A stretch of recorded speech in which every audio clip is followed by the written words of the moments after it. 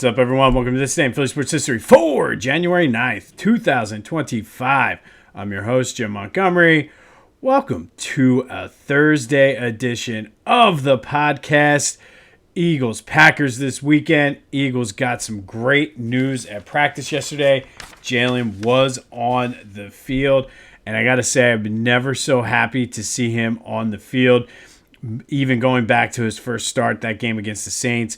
But Jalen was back. He was practiced in a limited capacity, but I think that has to do with being in the concussion protocol. By all accounts, he looked sharp, brought a lot of energy. He was out there. It was cold. He was out there in short sleeves. He is ready to go. I think everything now, based on the concussion protocol, stems on how he feels today. But by all accounts, it looks like Jalen is going to play.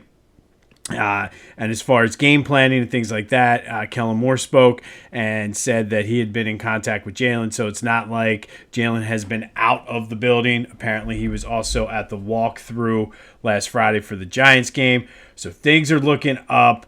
I don't know if I feel the same level of confidence that everybody else that I've been hearing saying that this is going to be a blowout. There's no way. Look.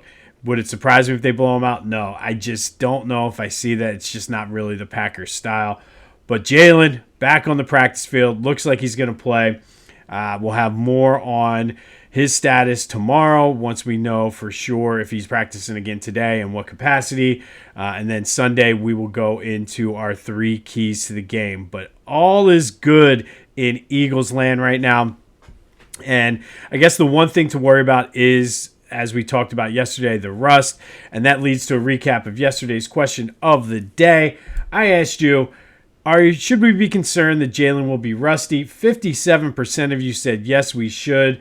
I mean, there's going to be some rust. This team has, for the most part, all season started off slow.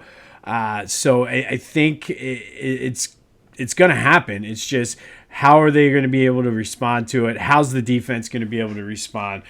So thank you, as always, for participating in the question today. Shout out to Joe from Drescher, who said the exact same thing. He was like, yes, he's going to be rusty. There may be some apprehension with having the concussion, but it should, as he gets on the field, a lot of that just tends to go away. And it's really going to come down to the defense and can they keep them in it while Jalen shakes off the rust. So thank you, Joe, for reaching out. And then Bill in Flowertown had similar sentiments. Basically said, listen, set him up for success. We've talked about that a lot this year, especially the last game with Tanner McKee and the game before with Kenny Pickett.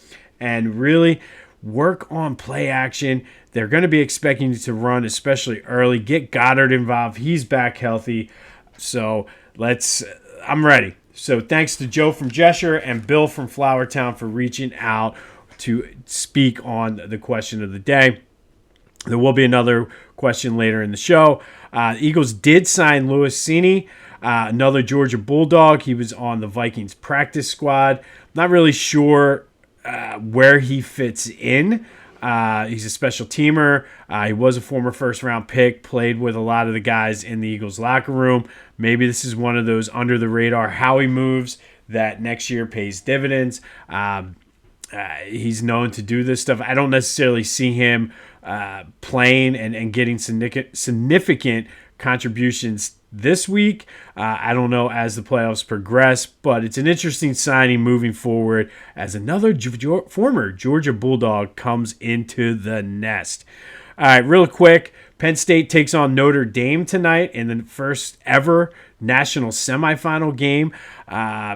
We'll watch this. I'm intrigued by it. But that leads to today's question of the day. Lots of Notre Dame fans out there. Obviously, lots of Penn State fans. Who do you got tonight? Who are you rooting for? Notre Dame or Penn State? I don't care about who you think. If you want to tell me who you think's going to win, that's fine. This is an intriguing matchup, I think. I think these teams match up well against each other, and it should be a good game. But who are you rooting for? I saw a lot of people talking about the old Northeast Philly Civil War. But who do you got? You rooting for Notre Dame? You're rooting for Penn State? 267-495-8531. That'll get you into the Back to the Future voice and text line. Get that. Anything else Philly sports related off your chest. Talk Jalen. Talk defense. Talk Georgia Bulldogs if you want. But is it Penn State or Notre Dame? Who are you rooting for tonight? And as much as it pains me to say, I'm probably rooting for Penn State because as a Michigan fan, I hate Notre Dame that much more. But who are you rooting for tonight? Penn State, Notre Dame, first ever national semifinal game for a spot in the national championship game. Let's do some quick housekeeping. Be sure to follow me on all my social media, Jimbo_Mont on Twitter and TikTok, at Philly Jimbo on Instagram. I'm on Facebook, LinkedIn, you name it, I got it. So be sure to give me a follow there. I've been toying around with posting some different things on the different social media. And then subscribe to the YouTube channel, Jimbo_Mont. Spread the word. Continue to grow this thing. Lots of good things on the horizon here in 2025.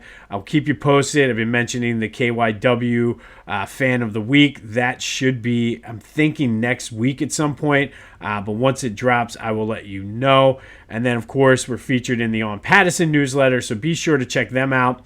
Give them a subscription. Gets delivered right to your inbox. Lots of good Philly sports coverage and takes on that. So the On Pattison newsletter, subscribe to that and have it delivered right to your inbox. And then check out my boys at the Clashing Conferences podcast. Great things with their Sports Fan Network. It's a very innovative sort of thing that they do. So be sure to go check them out. And that is available wherever you get your podcast as well as on YouTube. The OG NFC East crew will drop their playoff special today, so be sure to check that out. And then go to Philly Goat, get the shoes, get anything. Let's get eagled up. I'm pumped for this game. It's the playoffs. This team has a legitimate shot to get to the Super Bowl, so get geared up at Philly Goat. Use the promo code Jim Montgomery to take 10% off of your order. That's phillygoat.com. Promo code Jim Montgomery to take 10% off of your order. All right, Sixers escaped, and that's the word to say, escaped with a 109-103 win yesterday against the lowly Washington Wizards. No Joe, no Paul George, no Kyle Lowry. Tyrese Maxey and Guerschon Yabusele led the way. I really like Yabusele. I think that's an underrated move. And kudos to Daryl Morey for making the move. I hope it's somebody that can be a key piece to this team moving forward. If you remember, he had that great Olympics for France, which parlayed that into signing with the Sixers on a one-year deal. I would love to see him. I love his energy he brings. And him and Maxey together. I was watching some of the game last night.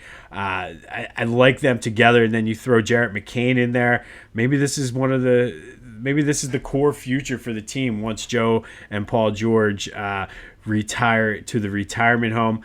But this game, man, they should have blown them out. At one point, they had a 15-point lead, I think, in the fourth quarter. I was dozing on and off in there. But at one point, I think they were up almost 20 points. They had 19 points up in the third quarter. This team without Joe just is it's a completely different team. But I don't know. They are at home on Friday against the Pelicans. Hopefully, we have a Joel Embiid sighting. Just kind of seems weird. He hasn't played many home games this year. So hopefully he comes home and plays against the Pelicans on Friday. That all leads us, though, into our forgiveness. And this week we've had a lot of controversial and tough figures that we've been forgiving as we're trying to bring some good karma and good vibes to the Eagles as they get set to take on the Packers. So far it's working. Looks like Jalen's going to be okay. But today, we're going to forgive Brian Colangelo. And you know what? Actually, no. Scratch that. We're going to forgive the entire Colangelo family. And literally the entire family. And you know his dad, Jerry. His wife we're going to forgive as well.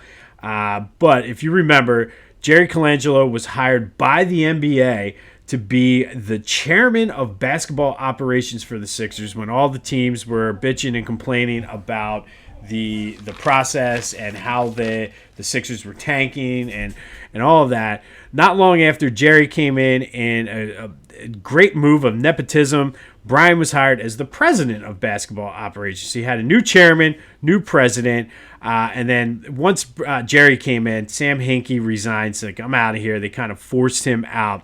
But Jerry Colangelo specifically was only here a little over 2 years. But man, what an eventful 2 years it was. He officially killed the process, drafted Ben Simmons, and then got duped by Danny Ainge, swapped the third pick for the first pick, took Markelle Fultz instead of taking Jason Tatum, traded Nerlens Noel, which it would have been a serviceable piece off the bench to go with Joe on some of those teams, but Nerlens was kind of like one of those people that was the face of the process, one of those early picks by Hinkie. But that's not even the fun stuff. The fun started after all of this went down, and he started, random people started ripping Sam Hinkie, Joel Embiid, Jahlil Okafor. There was even some sensitive team info that was leaked. Turned out that Jerry's wife created Twitter burner accounts to try to sabotage the Sixers for some reason and disparage the process, specifically Joe and Sam Hinkie and Jahlil Okafor. Of course, Jerry denied it, but ultimately he resigned. Brian denied it and eventually resigned due to all of the allegations. So today, I am forgiving the Colangelo family for being duped by Danny Ainge and giving us Markelle Fultz instead of Jason Tatum, which really would have changed the face of this Sixers team. I forgive his wife and him, because there's no way he wasn't involved in this, for the burner Twitter accounts. I forgive Brian for Ben Simmons. I forgive him for wearing his big collars with no tie and a sports coat. And most importantly, because if you are a longtime listener of here or know me outside of the podcast, you know I am the bus driver for the process. So Jerry, Brian, and Mrs. Colangelo, I don't know her name, I forgive you for officially killing the process, because I don't care what anybody says. Had Sam Hinkie been allowed to cook and do what he was doing, I think the process would have worked. The fact that the Colangelos came in and sort of stopped his momentum, because I don't think there's any way Sam Hinkie trades that third pick. If anything, for the first pick, if anything, he trades the third pick for future first-round picks. So we may have Jason Tatum if it wasn't for the Colangelos. But in order to get the good vibes, get that negativity out of here, get that negative energy, maybe this brings some good luck to the Sixers, brings some good luck to the Eagles. Jerry, Brian, Mrs. Colangelo, I forgive you for killing the process, for your stupid big collars, drafting Ben Simmons, and the burner accounts, getting duped, and all the other stuff that you did. I forgive you. We're going to be the bigger person here in 2025, and I forgive you, Brian Colangelo. Flyers in action tonight at the Wells Fargo Center against the Dallas Stars. Should be a good test for them. Really, I'm looking for them to keep that energy going and that vibe going for them. But that is tonight at the Wells Fargo Center. All right, today we're going to continue our theme this week of last games as an Eagle, sort of the end of the road. If you want to get the boys to men, we talked a little bit about Paul McCartney and Michael Jackson yesterday. You want to get boys to men singing End of the Road in your head, now would be a good time to do it. But on this day back in 2010, the Eagles lost to the Cowboys 34-14 in the divisional round of the playoffs in what would be Donovan McNabb's last game as an Eagle. And if you remember this game, he came out, it was the first year at AT&T Stadium. He came out playing the air guitar and messing with the Cowboys fans as they were coming out, and then proceeded to just stink the joint up. And for me to say McNabb stinks, again, if you're a longtime listener to this podcast, you know not only do I drive the process bus, I drive the Donovan McNabb bus here in Philly too. But honestly, Donovan was terrible in this game. 19 for 37, 230 yards, a touchdown, an interception, and a fumble. The rest of the team didn't help him out, though. The Eagles couldn't run the ball. The lone bright spot, I guess, was Michael Vick came in a wildcat play and threw a 76-yard bomb to Jeremy Maclin, kind of giving us a glimpse of what was to come in the next coming years. The defense didn't fare much better. Felix Jones ran all over him for 148 yards, including a 73-yard touchdown. Tony Romo, 244 yards and 2 touchdowns. It was just a brutal, brutal game. After the game, the papers were questioning whether Donovan would be back. They were playing the blame game. Is it Andy? Is it Donovan? He only had 1 year left on his contract at that point. And as we know, he ended up getting traded to Washington. I think it was around Easter that offseason. But that '09 team had so much promise. They were coming off of the NFC Championship, surprising NFC Championship run against the Cardinals. They were 11-4 going into the final week of the season. All they had to do was beat the Cowboys at home to win the division. I don't think they were in play for a bye, or they may have been actually at 12-4. But they lost to the Cowboys, got shut out that game at the link. And then, obviously, they lost the next game to the Cowboys. They lost to the Cowboys 3 times that season. So, '09 was just a brutal, brutal year. But on this day, in 2010, Donovan McNabb played his last game as an Eagle, losing to the Cowboys 34-14 in a game that really, truthfully, wasn't even as close as this. I mean, it was a 20-point loss. But that game was way more of a blowout than 24 points. So Donovan McNabb's tenure as an Eagle came to an end this day back in 2010 at AT&T Stadium. Be sure to let me know who you're rooting for tonight. Penn State, Notre Dame. Who do you got in the Northeast Philly Civil War? I heard some people say the Delco Civil War, but lots of Penn State fans, lots of Notre Dame fans. Should be an interesting one. And don't do anything stupid. More importantly than anything, if you're a Penn State or Notre Dame fan, don't be an idiot. I tell you that all the time, but don't be an idiot. We will have more on Jalen Hurts' condition as well as the Eagles-Packers as we move through the weekend. Have an update on the Flyers. Jerry Colangelo, Brian Colangelo, Mrs. Colangelo, the entire Colangelo family. I forgive you for just 2 years of complete and total debauchery. And I also forgive you for the big, wide collars. This has been This Day in Philly Sports History for January 9th, 2025. My name is Jim Montgomery. Go have yourselves a Thursday. And until next time, I'll see you when I see you.